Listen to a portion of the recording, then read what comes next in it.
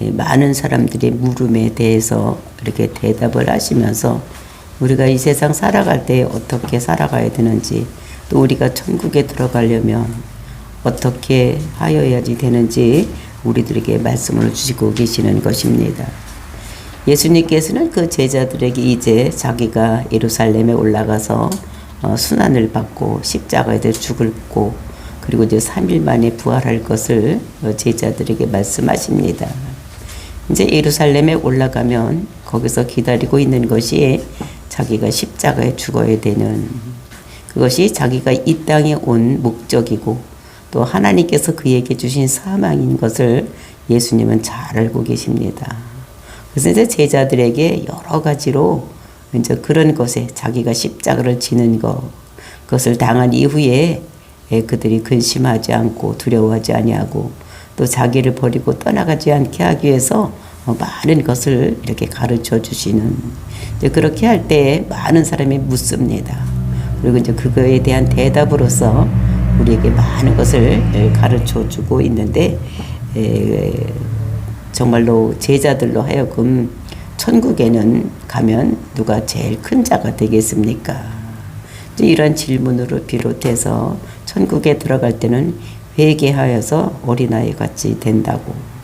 그러니까 회개를 할 때에 그 회개도 이제 받아주는 이런 분이 있어야 되는 것, 이런 것들 얘기를 하면서 그 용서에 대한 이야기를 하고 있는 것. 그것도 우리가 가해자가 가서 용서를 빌어야 되는데 피해자가 가서 용서를 빌어야 되는, 그러면서 그게 하나님 아버지에게 이제 죄를 지은 아담의 후예로서 모든 사람의 죄를 짐으로 인해서 지옥을 갈 수밖에 없는 인생들이 어떻게 그 앞에 용서함을 받는지 이런 것들을 말씀하시는 것입니다. 그래서 예수님께서 십자가 죽는 것이 모든 사람들의 죄를 용서하기 위해서 되는 것인데, 그 사람들이 정말로 저를 위해서 참아주시옵소서, 불쌍히 여겨달라고 기도할 때에 그 탕감받을 수 없는 그 모든 죄를 탕감받고 천국 백성이 될 수 있다는 것을. 그런데 그렇게 탕감받은 그 사람들이 마음이 어떤 것인가. 그렇게 자기가 죽을 수밖에 없는 그것을 탕감받았는데도 불구하고 자기에게 조금 잘못한 사람을 옥에 가두고 이렇게 하는 그런 악한 인생이라는 것을 우리들에게 말씀을 하시고 계시는 것을 우리가 보았었습니다. 그리고 이제 그 이혼에 대한 문제도 또 이제 바리새인들이 들고 나와서 이제 성경에는 이렇게 써져 있는데 어떻게 이혼 문제를 어떻게 해야지 됩니까? 이혼을 해야 됩니까? 그 당시에 이슈가 그 왕이 이혼하고 그리고 이제 새 결혼을 해서 사는 이런 모습들이 그 사람들의 많은 이슈가 되어 있었을 것입니다. 그러므로서 이제 그것이 성경이 비춰봤을 때 어떤 것인가, 이제 이런 것들을 그 바리새인들이 나와서 예수님께 묻는 이런 것들을 우리가 어제 보았었습니다. 그래서 예수님께서는 그것이 본래 창조 때에 하나님께서 여자와 남자를 지으시고 한 몸으로 이렇게 진 것이 결혼이기 때문에 하나님께서 짝지어진 것을 나눌 수가 없는 것이다, 이렇게 얘기를 했을 때 그 바리새인들은 근데 왜 신명기에는 그렇게 이혼 증서를 써줘서 이혼하라고 했느냐, 이렇게 묻는 거. 그랬을 때 원래 인간의 악함을 아시고 그 이혼 증서 없이 이혼을 하면 그 이혼을 한 남자들도 또 여자들도 다른 사람에게 장가가고 시집가면 그것이 간음하는 것이기 때문에 악한 것을 미리 방지하기 위해서 그렇게 한 것이다 라고 말씀하시고, 원래는 하나님께서 짝지어 주신 것은 나눌 수가 없는 것이다 라고 못을 받고 있는 것을 볼 수가 있었습니다. 그리고 이제 이어지는 오늘 말씀에서는 그 재물이 많은 청년이 와서 영생을 어떻게 하면 얻습니까? 라는 질문에 대해서 예수님께서 이렇게 대답으로 주시는 말씀인 것입니다. 이 재물이 많은 청년에 대한 이야기는 그 공간 복음에는 다 이렇게 기록이 되고 있는 아주 유명한 말씀.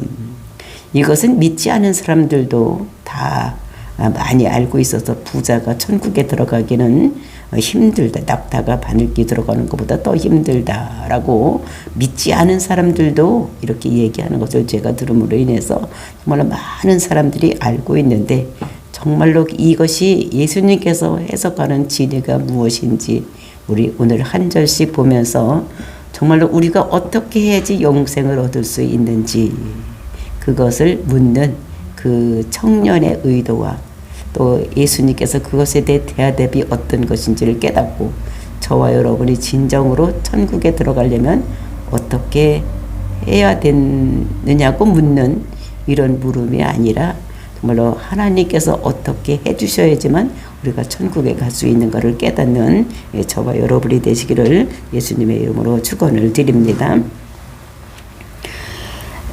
우리가 16절 말씀 보시겠습니다. 어떤 사람이 주께 와서 이르되 선생님이여 내가 무슨 선한 일을 하여야 영생을 얻으리까. 그러니까 여기서 보니까 이곳에서 공간 복음에 다 써져 있는 이 청년에 대한 프로필을 보면은 이 청년은 젊은 자였다라고 얘기를 하고 있습니다. 젊은 자.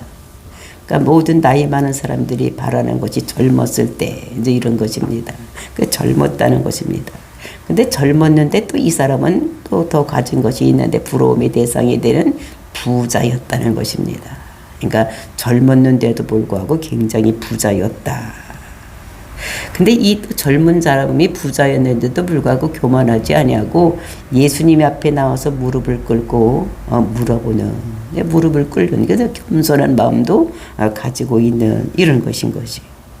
그리고 또 이 사람은 진리에 대해서 목마름이 있는 사람, 그 영생은 어떻게 해야지 되는지 그거에 대해서 목마름이 있는 이런 청년이었던 것을 볼 수가 있고, 우리가 누가복음에 보면은 이 사람이 관원이었다라고 기록을 하고 있습니다. 그러니까 우두머리였다는 것입니다. 어디에 우두머리였다는 거. 그러니까 젊었는데도 우두머리고 또 돈도 많고, 근데 이런 모든 사람들이 바라는 이런 자였다는 것을 우리가 성경에서 볼 수가 있는 것입니다. 젊고 부자고 관원이고 뭐 갖춘 것은 모두 갖췄던 이런 사람이, 근데 이 사람 마음속에는 그 한 구석에 공허한 것이 있었던 것 같습니다. 어떻게 하면 영생을 갈 수 있을까? 이제 그 영생에 대한 이제 고민이 있는 것. 그러니까 세상에 있는 모든 사람들은 그 하나님이 떠나간 자리에는 빈 마음, 공허한 마음이 들어가게 있는 것을 우리가 볼 수가 있어요. 그래서 세상 어디를 가든지 다 그 종교라는 이런 것을 가지고 있는, 왜냐하면 하나님께서 사람을 지을 때 그러니까 종교심을 넣어줬기 때문에 다 이런 것에 대한 그런 것을 가지고 있는, 그러니까 뭔가 채워야 되는, 비어진 부분을 채워야 되는 이런 것이 있다는 것을 우리가 여기서 볼 수가 있는 것입니다. 그런데 문제가 있는데, 젊은데 부자라는데 이것이 문제라는 것입니다. 그 오늘날 같으면은 IT 산업이 발달이 되고 또 이제 그 벤처 기업이 이렇게 융성하게 이루어지고 있고, 그리고 이제 주식 뭐 이런 걸 해서 젊은 사람이라도 요즘은 돈을 많이 벌 수가 있는 것입니다. 근데 2000년 전에는 젊은 사람이 무엇 해서 그렇게 부자가 될 수 있는 그런 사회적인 여건이 되지 않는 것, 이런 것들 보면서 이 젊은 사람이 부자였다는 것은 그 집안이 대대로 부자로 살아나왔다, 이런 것들 우리가 알 수가 있는 것입니다. 또 오늘날 같으면 뭐 굉장히 젊은 사람도 벤처 기업을 해서 그냥 엄청나게 부자들이 많이 생기는 이런 시대지만, 그 당시에는 그런 것이 없었던 이런 시대입니다. 그러니까 부자가 되려면 이게 부모로부터 또는 조부모로부터 많은 것을 받았어야지만 되는 것이지, 젊은 사람이 그렇게 부자가 될 수 있는 환경이 아니었다는 것입니다. 그러니까 요즘도 이렇게 젊은 사람이 많이 벌어야 그렇게 많이 벌지 못한다는 것을 이렇게 얘기를 하는데 그 아이들을 키울 때도 그러니까 부모가 좋은 직장 가지고 있다고 그 아이들을 잘 키울 수가 없는 것이라고 그러니까 서울에 있는 우리 딸이 얘기를 하더라고. 그래서 거기서는 어떠해야지 되느냐. 할아버지가 부자여야지 된다는 것입니다. 그러니까 부모가 좋은 직장을 가지고서 버는 것보다 할아버지가 부자여야지만 손자들을 좋은데 많은 것을 가르칠 수가 있다고 이렇게 얘기를 하는 것을 이런 거를 들으면서 아 진짜 그런가 이런 생각을 하게 되었었습니다.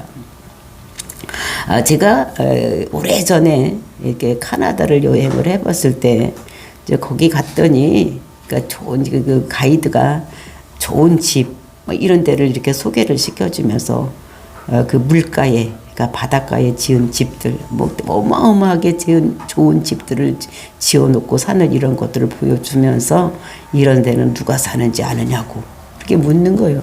그래서 뭐 좋은 직장 가진 사람들이 살겠죠. 그랬더니 그 사람들은 돈을 벌어고 혈안이 없고 아주 부자된 할아버지들이 사는 곳이고 그런 할아버지를 둔 사람들이 여기 와서 쉬고 가는 곳이라고 이렇게 얘기를 하는 것입니다. 그러니까 앞으로 배를 타고는 바다에서는 요트를 들어오게 집을 지어 있고 그러니까 뒤에는 저 좋은 자동차 또는 비행기, 경비행기가 들어올 수 있도록 이렇게 모든 여건을 마련해 놓고 집을 지은 이런 뜻이 바닷가에다 집을 짓는 이런 데. 근데 너무너무 좋은 집들이 많이 있어서 참 좋다 이렇게 생각을 했더니 그는 아무나 사는 것이 아니라고 이렇게 얘기를 하는 것입니다. 그러니까 돈이 많은 사람들이 이제 그곳에 살 수 있는 이런 것이라고 얘기를 하면서 제가 오늘 이 부자 청년을 보면서 이 사람도 아마 할아버지 때로부터 많은 것을 가지고 누리고 그렇게 호화롭게 사는 이 청년이 아니었는가 이제 이런 생각을 해보게 되었었습니다. 근데 이 집안도 어릴 때부터 부자이면서도 또 어떻게 되면 율법을 잘 지키고 또 율법을 어려서부터 잘 지키고 온 이런 청년이었던 것 같습니다. 근데 이 청년이 어느 날 듣기를 랍비가 보통 랍비 같지 않은 사람이 가르치는 것이 있고 또 뭐 사람도 살리고 뭐 귀신도 쫓아내고 뭐 이런 여느 보통 사람들과 같지 아니하고 그런 율법도 그 율법에 있는 것을 그렇게 가르치는 거죠. 가르침도 좀 특이하라고 이런 소문을 들었던 것 같습니다. 그러니까 이 청년이 생각하기를 그러면 그분의 때 가서 내가 물어보자 이렇게 하고 예수님께 달려나왔던 이런 청년인 것을 여기서 볼 수 있는 것입니다. 그래서 선생님한테 나와서 그 예수님께 나와서 묻는 대답이 16절 후반부에 있습니다. 내가 무슨 선한 일을 하여야 영생을 얻으리까. 그러니까 내가 어떤 선한 일, 착한 일을 해야지 내가 영생을 얻겠습니까? 이렇게 묻는 이런 것입니다. 그러면서 이제 율법에 관하여 율법을 다 지키고 또 613가지 규례와 규칙 이런 거를 다 지키고 살았는데 이런 청년이 영적인 고민이 있었던 것 같습니다. 그러니까 영적으로 뭔가 피폐하고 진짜 내가 천국에 갈 수 있는 것인지 이런 마음이 공허함을 느껴서 예수님께서 와서 물어봤는데 이 질문은 기초가 잘못된 질문인 것을 볼 수가 있는 것입니다. 또 신앙적으로 기초가 잘못된 것. 사실 여타 종교에서는 이것이 기본이 되는 것입니다.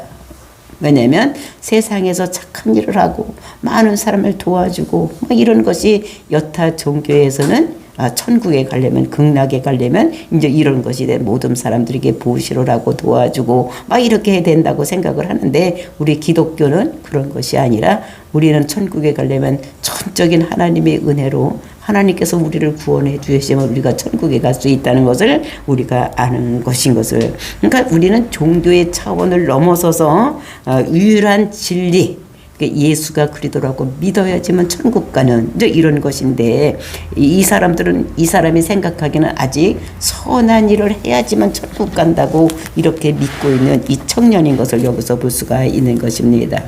그랬을 때 그 대답이 예수님께서 대답하신 것이 17절 말씀입니다. 예수께서 이르시되 어찌하여 선한 일을 내게 묻느냐.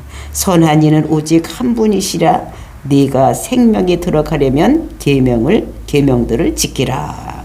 그래서 어찌하여 선한 일을 내게 묻느냐. 예수님께서 그렇게 말씀하시는 거지. 왜 나한테 와서 선한 것을 믿느냐. 이제 우리가 얼른 생각할 때 그러면 예수님도 선한 분이 아닌가? 이런 생각을 하게 됩니다. 그런 뜻이 아니라 선한 분은 하나님 한 분뿐이다. 이제 이렇게 말씀을 하고 있는 것인데서 어찌하여 선한 일을 내게 묻느냐. 그래서 선한 일은 오직 한 분 하나님뿐이다. 이제 얘기를 하는데 두 번째 청년의 그 선한 일은 오직 한 분이다. 이것은 청년의 인식이 어디도 틀렸는지 그것을 말씀하고 있는 것을 볼 수가 있는데 청년이 예수님을 랍비어라고 인식을 하고 있다는 것입니다. 그러니까 모든 랍비들 중에서 하나라고 이 청년이 그렇게 생각을 하고 있는 거. 그래서 내가 나를 랍비 한 사람이라고 생각하고 질문을 했다면 그 질문은 틀렸다. 이제 이렇게 얘기를 하는 것입니다. 그래서 그 랍비로서 이제 이렇게 설명을 하면서 내가 생명에 들어가려면 계명을 다 지켜라. 그러니까 랍비 한 사람으로서 내가 얘기를 한다. 내가 하나님으로서 너에게 그리스도로서 너에게 얘기를 하는 것이 아니라 네가 랍비라고 나를 모든 랍비 중에 한 사람이라고 나한테 와서 물으니까 너는 내가 랍비로서 너에게 대답을 한다. 그러면서 모든 율법을 다 지켜라. 이제 이렇게 얘기를 하는 것을 볼 수가 있는 것입니다. 근데 우리가 배운 것은 우리가 구원은 하나님의 은혜로 정말로 값없이 주시는 선물로 우리가 구원을 받는다고 했는데 그런데 예수님이 생명을 지키면 구원을 그 율법을 지키면 생명을 얻는다고 이렇게 말씀하시는 거. 이것은 우리가 레위기 18장 5절을 보면 이제 그런 말씀이 있습니다. 레위기 18장 5절이 맞습니다. 레위기 18장 5절 말씀에 보면은 그것을 다 지키면 천국 간다고 말씀을 주시고 있는 것을 우리가 볼 수 있는데 18장 5절입니다. 레위기 너희는 내 규례와 법도를 지키라. 사람이 이를 행하면 그로 말미암아 살리라. 나는 여호와니라. 그러니까 규례와 법도를 잘 지키면 너희들이 살리라. 살리라는 거 영생하겠다. 이렇게 말씀하시는 것입니다. 근데 이것은 정말로 그때에 왜 이렇게 그것을 다 지키면 그 십계명을 다 지키고 613가지 규례와 법도를 다 지키면 된다는 것입니다. 그런데 이 사람이 그것을 다 지킬 수 있느냐? 없다는 거예요. 그래서 우리에게 율법을 주신 것은 우리를 그거를 다 믿고 지켜서 천국 가라고 주는 것이 아니라 우리가 얼마나 죄인인가를 깨닫게 하기 위해서 율법을 주신 거라고 말씀을 드렸었습니다. 그러니까 율법은 지키라고 주는 것이 아니라 그 법이 있는 것을 보면서 아하 내가 이거를 못 지키는 이 법에 내가 저촉이 되는구나 라고 내가 죄인인 것을 깨닫게 하기 위해서 준 것이라고. 그래서 로마서에 보면 어떻게 됩니까? 우리는 완전히 죄인이요. 그래서 누구든지 죄인이 아닌 사람이 없는 거. 이런 것들을 우리들에게 말씀하고 있는 것입니다. 그래서 그것이 18장 5절, 레위기 18장 5절에 있는 것 같이 율법과 규례를 다 지키면 천국을 가는데 사람이 그거를 지킬 수가 없는 것이라는 것입니다. 그래서 우리가 그것을 지킬 수 없기 때문에 한 사람도 이 세상에 인간의 몸을 입고 온 사람은 한 사람도 없는데 의인은 없나니 하나도 없다는 것입니다. 모두가 죄인이라는 거. 이런 거를 우리가 자각을 하고 인식을 하라고. 그래서 모든 사람은 다 죄인이다. 그래서 로마서 보면 1장서부터 이방인의 죄, 그 다음에 유대인의 죄, 그러면서 3장에 가서 모든 인간이 다 죄 아래 있다. 이렇게 말씀하는 것을 볼 수가 있는 것입니다. 그래서 우리가 그 율법을 지킬 수가 없다는 것을 이렇게 말씀하고, 그랬을 때에 청년의 대답이 18절 말씀인 것을 볼 수가 있습니다. 이르되 어느 계명이 오니까 예수께서 이르시되, 그러니까 이 계명을 다 지키면 천국 간다. 이제 이렇게 얘기를 하니까 그러면 이 청년이 그럼 어느 계명입니까? 이렇게 묻는 것입니다. 그러니까 그렇게 물으니까 예수님께서 대답하시기를 살인하지 말라, 간음하지 말라, 도둑질하지 말라, 거짓 증언하지 말라, 내 부모를 공경하라, 내 이웃을 내 자신과 같이 사랑하라 하신 것이니라. 그러니까 예수님께서 말씀하시는데 그 계명들을 다 모아 보니까 이것이 어떤 계명이냐? 하나님에 대한 계명이 아니고 지금 인간에 대한 계명에 대해서 예수님께서 그 청년에게 이거를 다 지키면 네가 이웃을 사랑하는 그 마음을 가지고 있으며 이웃에게 이런 모든 계명이 있는데 이 계명을 모두 지키면 네가 천국 간다고 이렇게 말씀하고 있는 것입니다. 정말로 이 사람은 근데 청년은 그거를 다 지켰다고. 그래서 20절 맞습니다. 그 청년이 이르되 이 모든 것을 내가 지켰사온데 아직도 무엇이 부족하니까. 그러니까 이 청년이 생각하기를 예수님께서 살인하지 말라, 도둑질하지 말라, 그리고 이제 도둑질하지, 살인하지 말고, 간음하지 말고, 도둑질하지 말고, 거짓 증언하지 말고, 부모를 공경하라. 이것은 이 청년이 생각해보니까 다 지켰다고 생각을 하는 것입니다. 그러면 내가 또 무엇을 해야 됩니까? 이제 이렇게 물어보는 것입니다. 근데 이 청년이 그것을 율법에 대해서 지켰다고 생각하는 것은 그러니까 표면에 있는 것만 생각하는 것이지 저변에 깔려 있는 것을 생각하지 못하고 이 청년이 다 지켰다고 이렇게 생각을 하는 것을 볼 수가 있는 것입니다.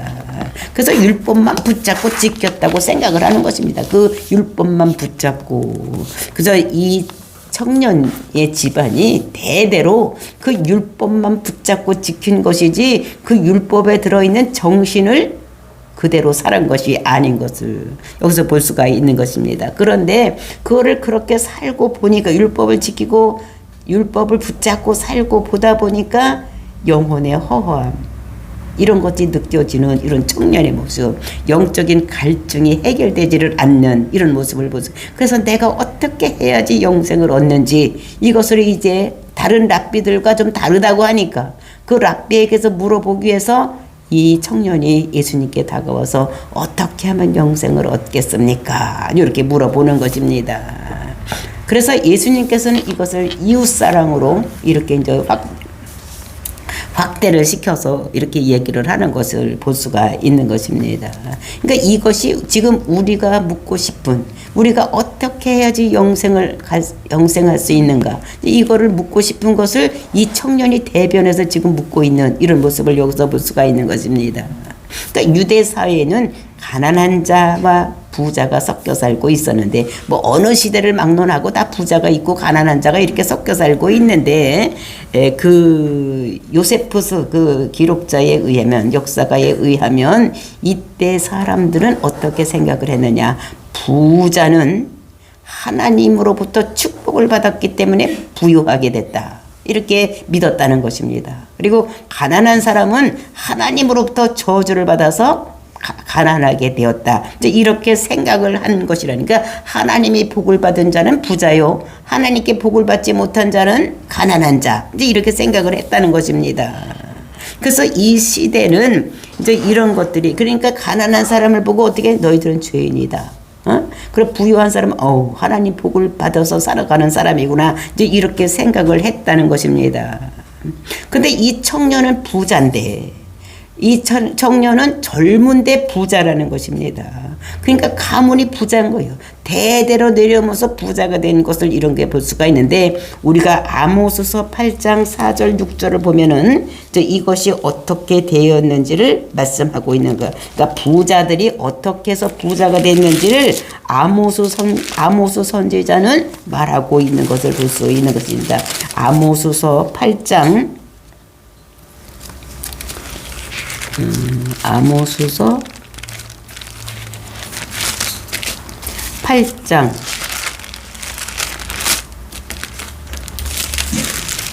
4절에서 6절 말씀을 보면은 가난한 자를 삼키며 땅에 힘없는 자를 망하게 하려는 자들아 이 말을 들으라. 너희가 이르기를 월삭이 언제 지나서 우리가 곡식을 팔며 안식일이 언제 지나서 우리가 밀을 내게 할꼬. 에바를 작게 하고 세계를 크게 하여 거짓 저울로 속이며 은으로 힘없는 자를 사며 신한 켤레로 가난한 자를 사며 찌꺼기 밀을 팔자 하는도다. 여호와께서 야곱의 영광을 두고 맹세하되 내가 그들의 모든 행위를 절대로 잊지 아니하리라 하셨나니 이렇게 말씀하고 있습니다. 그러니까 부자들은 어떻게 생각을 하는가 하면은 언제 월삭이 지나가는지 또 언제 안식일이 지나가서 이것을 팔까 이렇게 생각을 한다는 것입니다. 그러니까 안식일 날도 일을 시켜야지만 뭐를 팔아야지만 부자가 되는데 이것이 언제 지나갈까? 또 월삭도 이것이 언제가 지나가고 이런 모든 것이 그러니까 일을 하지니까 그 종들이나 이런 사람들을 쉬게 하고 해야지 되는데 그런 것이 언제 지나가고 우리가 종들을 들여다가 불러가지고 시켜야지 일을 시켜주면 부자가 되는데 이 얼삭이 있고 이 안식일이 있어가지고 그런 일을 부자가 되지 돈을 벌 수 있는 일을 이렇게 하지 못하게 하는 이런 것이 있다는 것입니다. 그러니까 그 부자들은 어떻게 되느냐 자기들은 일을 하지 아니하고 다른 사람들을 월식과 안식일에 들여다가 일을 시키고 그리고 그 사람들에게 조금 주고 자기들이 모두 착취하는 이런 삶을 살아서 부자가 된 사람들이라는 것입니다. 근데 이거를 하나님이 알고 계시는 이런 것인 것을 말씀하고 있는 거. 근데 이 사람들이 모두에 탐심이 있는 거예요. 부자가 되고 싶은 이런 욕심, 이게 탐심은 욕심은 죄니라 이렇게 하나님께서 그 우상 숭배라고 이렇게 얘기를 하면서 그 모든 것이 죄다라고 얘기를 하고 있는 것을 볼 수가 있습니다.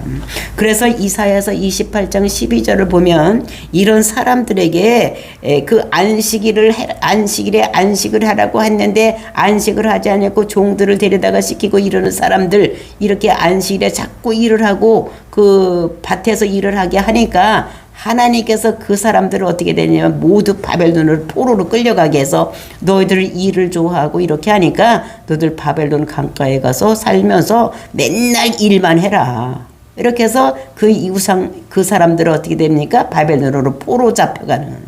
그러니까 모든 사람들이 포로로 잡혀갔으니까 그 이스라엘 땅은 휴경이 되고 노는 이런 땅이 된 거. 그 일하기를 좋아하니까 실컷 가서 일해봐라. 그 바벨론으로 포로 잡혀가서 종살이 했던 이런 것들을 우리가 볼 수가 있는 것입니다.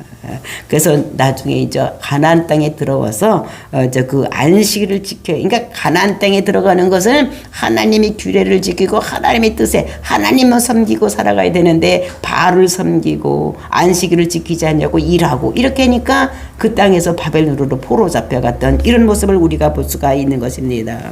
그래서 출애굽기 20장에 보면 그 안식일을 지은 이유가 뭡니까? 그날은 우리에게 복주기를 주기 위해서 이렇게 했는데 그거를 쉬지를 않고 일하고 일해서 돈을 벌어서 착취하고 이렇게 했기 때문에 그것이 죄가 됐다는 것을 말씀하고 있는 것입니다. 그래서 이것이 이런 것들을 우리가 보면서 이 청년이 그랬는데 그것을 다 지켰다고 와서 예수님께 이렇게 말하고 있는 이런 모습을 볼 수가 있는 것입니다. 그랬을 때 예수님께서 뭐라고 21절 말씀입니다. 예수께서 이르시되 내가 온전하고자 할진대 가서 내 소유를 팔아 가난한 자들에게 주라. 그러니까 네가 온전하게 하기를 원했지. 그 온전하다는 것은 뭐냐면 하나님에 대해서 쓰시는 말씀이지 사람에게 대해서 쓰는 말이 아닌 거지. 온전한 거. 그러니까 온전한 건 사람 중에서 온전한 자들이 없는데 네가 온전하길 원하느니 너는 어떻게 되느냐. 가서 네 소유를 팔아 가난한 사람에게 주라는 것입니다. 가난한 사람의 모든 네가 있는 거 다 팔아서 줘라. 이제 이렇게 얘기를 하고 있는 것입니다. 그러면 네가 되겠다. 그럴 때 그리하면 하늘에서 보화가 네게 있으리라. 그리고 와서 나를 따르라 하시니. 그래서 여기서 봤을 때 이렇게 온전하게 되는 이런 것을 이것은 하나님에게만 쓰는 신의 속성인 것을 얘기를 하는데 그럴 때 모든 것을 다 팔아서 다 주고 이렇게 오라고 말씀하고 있는 것입니다. 근데 온전한 말이라는 것은 우리가 누가복음 15장을 보면은 그 두 아들의 비유, 아버지와 두 아들의 비유. 그러니까 두 아들이 둘째 아들이 어떻게 합니까? 아버지가 살아있을 때 유산을 달라고 하는 거예요. 그 아버지가 살아있을 때 유산을 달라고 하니 이건 배은망덕하는 거예요. 그 아버지를 빨리 죽으라고 하는 것입니다. 그러니까 이 사람이 근데 아버지가 그 말을 듣고 어떻게 합니까? 그걸 줍니다. 글쎄 주었을 때 나가서 허랑방탕하게 모든 것을 다 팔아서 없애고 돌아왔을 때에 이 사람들이 제일 싫어하는 돼지 쥐염 열매도 못 먹었을 됐을 때 아이고 우리 아버지 집에는 먹을 것이 많고 종들도 많은데 이렇게 회개하고 돌아오는 이랬을 때에 그 아버지가 아들이 돌아오는 것을 보면서 뛰어나가서 그를 붙잡아서 드리는 이리고 좋은 것을 먹이고 입히는 이런 것들 우리가 볼 수가 있는 것입니다. 그래서 우리가 내게 온전하게 하려면 어떻게 되느냐, 우리가 믿음으로 살아갈 때만 온전하게 되는 것이지 우리가